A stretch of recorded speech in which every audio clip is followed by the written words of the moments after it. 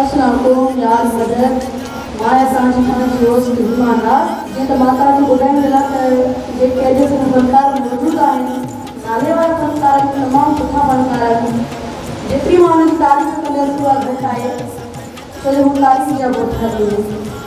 अलाह से हिननि खे इज़त ॾिनी आहे, अलाह से हिननि खे नालो ॾिनो आहे। मां तव्हांखे ॿुधाइण जे लाइ त मां हिन शेर सां हुन फनकार में स्टेट ते हुन फनकार जी दावत ॾियां हिन शेर सां त पीतो से सही पर पी न सघियासीं, पीतो से सही पर पी न सघियासीं, पीअण खां पोइ यार पीजा पी न सघियासीं। न ज़हर वणियो न ज़मज़म वणियो, न ज़हर वणियो न ज़मज़म वणियो, जेको वणियो यार पीजा पी न सघियासीं। तव्हांजी तारीफ़ जे गुण में अची रहिया आहिनि इमरान जमाली ऐं कामरान जमाली। अस्सलाम वालेकुम, कीअं आहियो तव्हां? ठीकु आहियो? अलाह तव्हांखे आबाद कंदो। जीअं त तव्हांजो तमन्ना प्रोडक्शन तर्फ़ां हीउ एल्बम रिलीज़ थी चुको आहे, असांखे तमामु ॾाढी ख़ुशी थी रहे। असांजो अॻे बि तमन्ना प्रोडक्शन में काफ़ी कलाम मशहूरु थिया, जीअं तोखे वठण मुंहिंजा जानी दोस्त मोहम्मद सईदासे ऐं मुंहिंजो तुंहिंजो यार मवाली थी वियो आहे ऐं इंशाअल्लाह हाणे बि उमेद आहे त हे बि दोस्तनि खे एल्बम पसंदि ईंदो। असांजा सिलेक्शन शाइर काफ़ी आहिनि, ज़फ़र, ज़ख़्मी, जाफ़री ऐं मोहम्मद सना चनो ऐं ॿिया तमामु शाइर घणा आहिनि। इंशाअल्लाह हाणे मां तव्हांखे जो कलाम ॿुधायां थो तव्हांखे पसंदि ईंदो।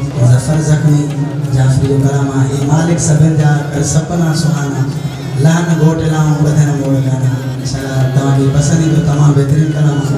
अचो त पोइ नाज़रीन खे बि गीत गॾिजी ॿुधंदा। तव्हांजूं ताड़ियूं असांजा फनकार ताड़ियुनि में तव्हां गुंजाइश न कयो।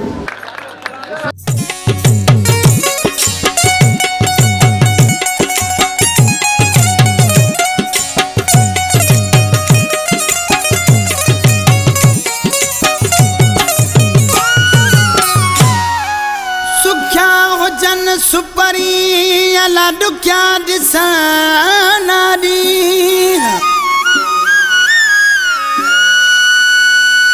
ओ सुख्या हुजन सुपरी डुख्या ॾिसण ॾी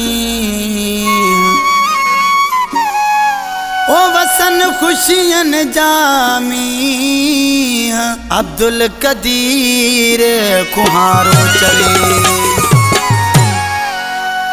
ए मालिक सभिन जा कर सपना सुहाना, लगन घोट लाऊं बधन मोड़ गाना, लगन घोट लाऊं बधन मोड़ गाना।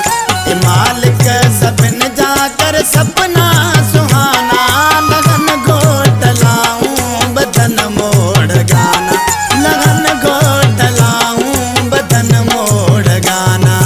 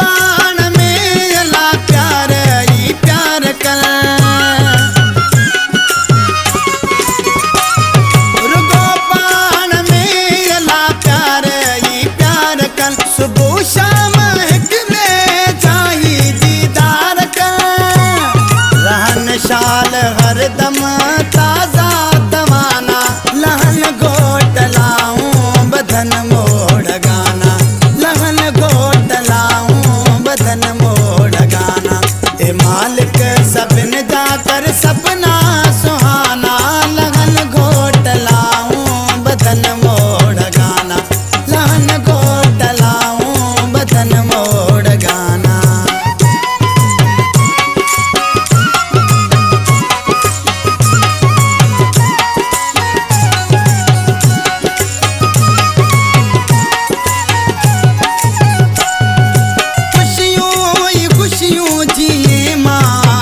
सदा